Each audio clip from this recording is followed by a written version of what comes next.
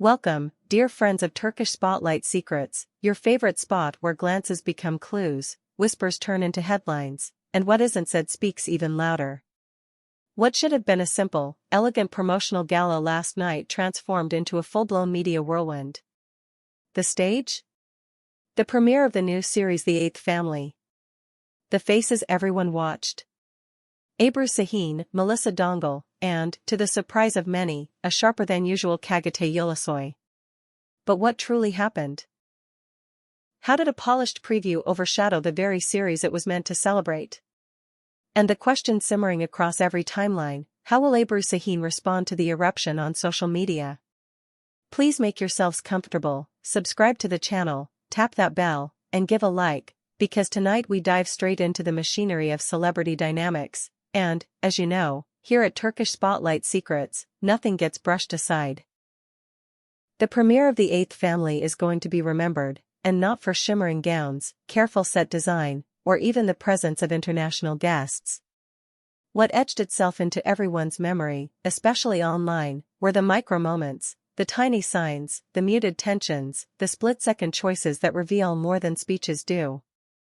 From the moment she stepped out of the car, Ebru Şahin owned the entrance. Her partner in life and in this project, Akınözü, stood proudly by her side.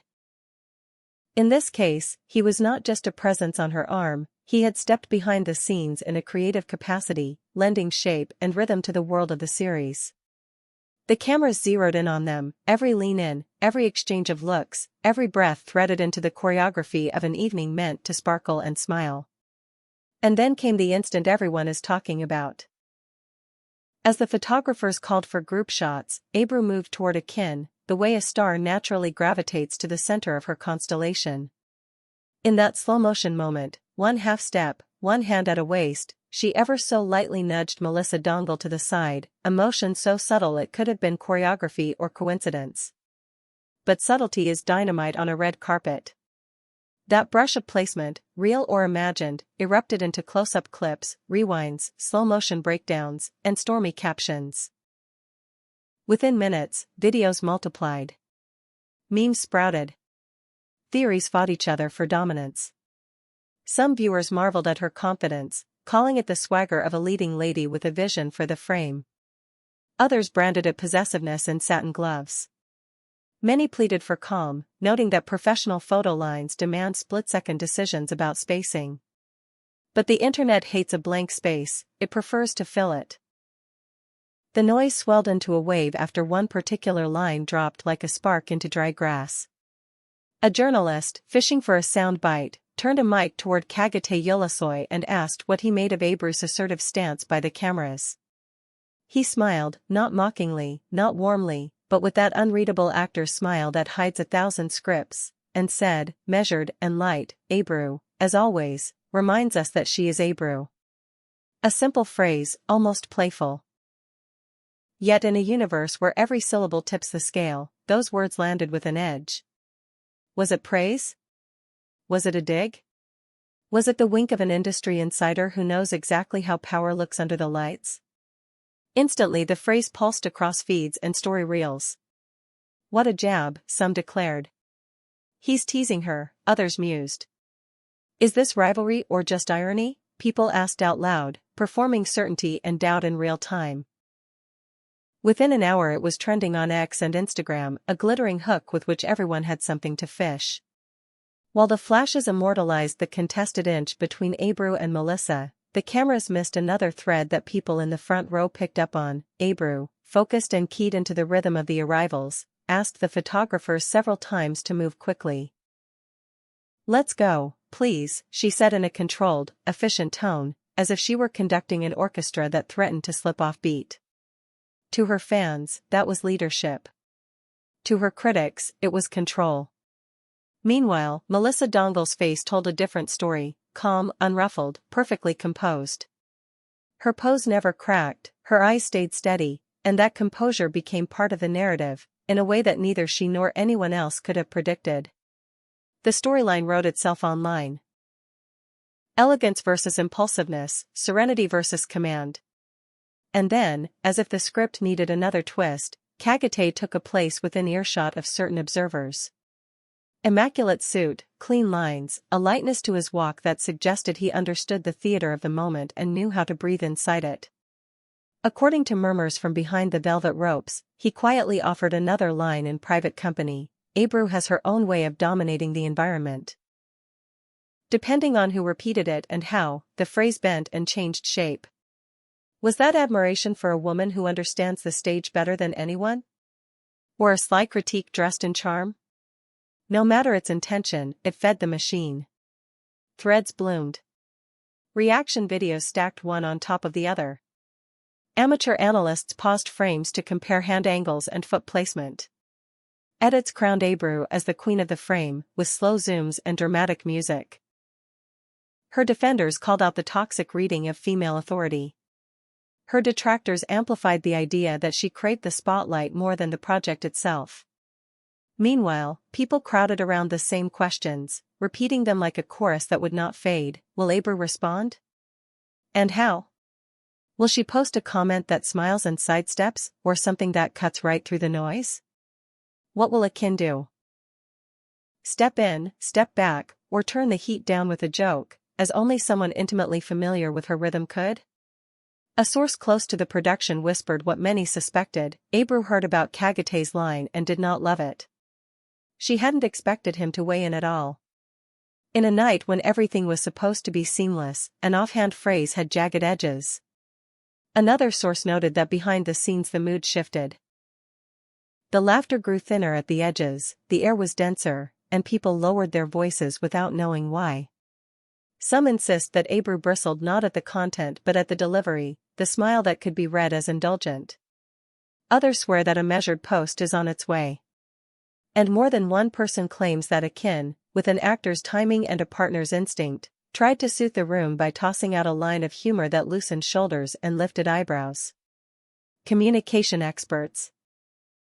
The ones who study this glittering half-world where a glance carries a thesis, agree on one point: nothing here is a scandal on its own. It's the narrative that wraps itself around a gesture that breathes life into controversy.